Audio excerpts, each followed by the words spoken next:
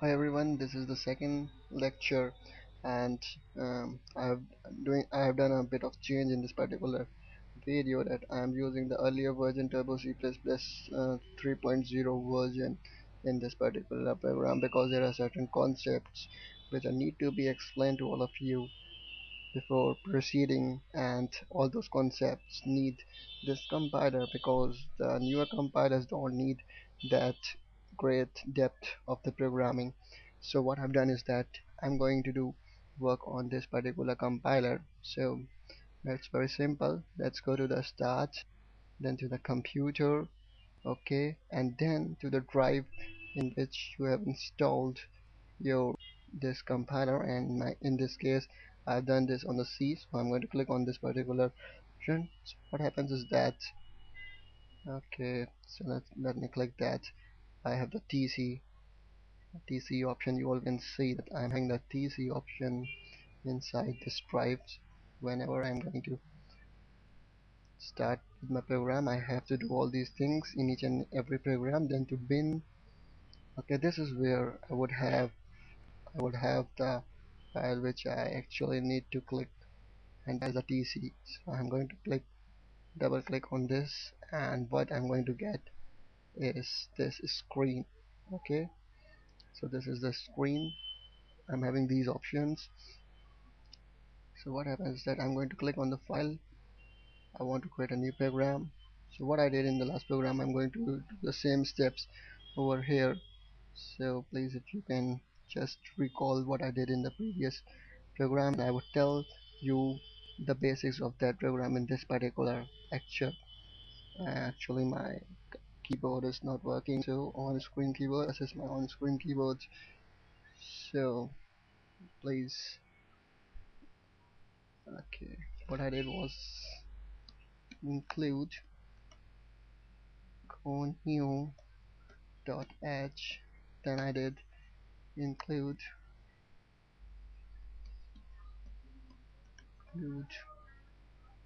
studio dot h, then I wrote void main.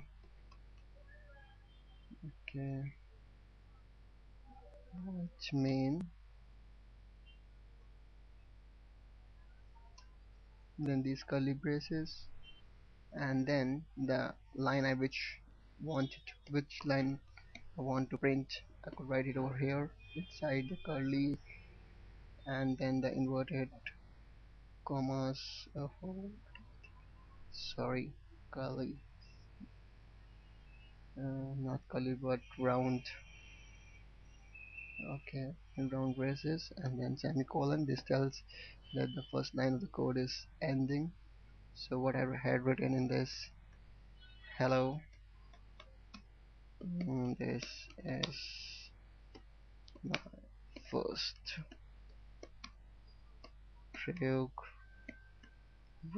Okay, certain more things like comma if you wish, H to be capital. All these things I don't need to do because the computer don't want all these efforts from me.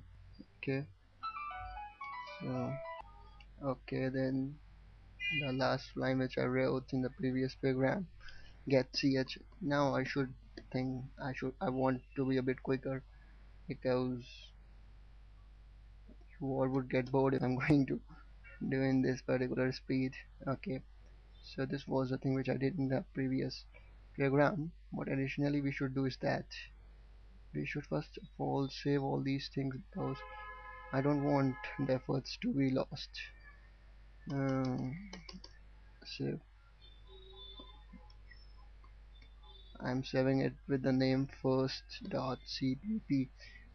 What I have done is that CPP is the extension. CPP stands for C++. I'm teaching you C, so I would like to save this with the .c extension rather than .cpp, so that you all may feel comfortable. Okay, so hello, this is the first program, same way I did in the previous. Alt plus F9 from here. Oh, oh, it says that there is no error or warning, So I should run this program and get the output now. So run. Okay. So you all can see that uh, I've got the output. All I need to is to press up key, any key from my keyboard to get back to the programming screen. So okay. Now I would like to explain all these lines of code. So the very first line is the include conio.h. So what this does is that, as you know, that the computer doesn't understand C programming, but it's the compiler that translates each and every line. So the compiler should also know that how it is going to translate the things. What actually these lines signify is that these are the header files, and all these header files I have to include in the beginning of the program. There are several header files, not only these two, but there are several more. So what uh, the actually purpose of adding these two lines is that in this particular program, as you can see, that there is printf, there is getch. So how does the compiler know that what printf actually signifies? So what compiler does is that it prints the line which I have written inside the printf statement and ending with a semicolon. And similarly, what getch does, compiler knows what both these statement means, and the meaning of all these statements, actually these are the functions, predefined functions, we call them the functions, and all their definition is there inside these header files. Okay, if I don't add these files, then certainly there would be some problem. Okay, let's see. uh, so how would I get some problem if I don't do this thing? Let's suppose I just do this, and then again I press Alt plus F9, no error, and then Control plus F9. So what happens? See, I'm doing run, but I'm not getting the output. Actually, the number of times I'm pressing this run command, each time the output is coming on the console screen, the black screen on which the output was there in the previous running. So but I can't see that because that black screen comes and goes back so fast that no one can get that black screen noticed. Okay, so what I'm doing is that I'm again adding that get ch and then colon. So now let's again compile and run. Compiling, no error, running. Oh my god, you can see that these many times I have given the run command and all these outputs were there on the screen, but I didn't notice because the getch was not there in the program. So what getch does, it holds the screen, the console screen, and that doesn't let it go unless a character is pressed from the keyboard. Similarly, one more thing you might have noticed is that when I run the program, I get this output again and again, uh, including the previous output. This might not look so good. So what we can do is that we can add one more line of the code. So CLR SCR in the beginning. Okay, now let's uh, again compile and run. Never forget to compile first and then to run, because otherwise the compiler might not know the changes which you have made it. So now you can see the previous output is just vanished from the screen. And all this, one more thing, suppose I want to write another line of code. So what I would do is that mint f. Okay,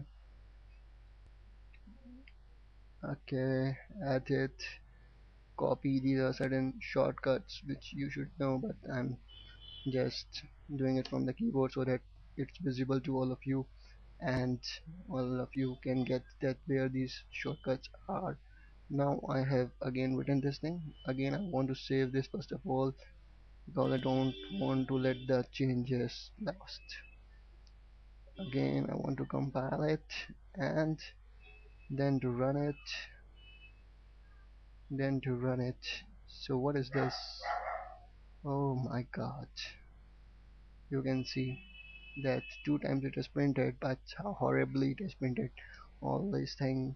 So what I can do is that I can use a single line, additional single word, sorry, slash n, backslash n. It also has certain meaning for the compiler. Again, I need to save because I like saving things, not losing them. Okay, then compile and then run.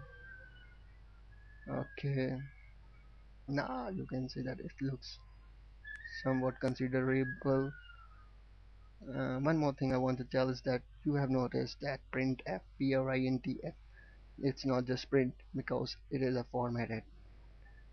F stands for formatted.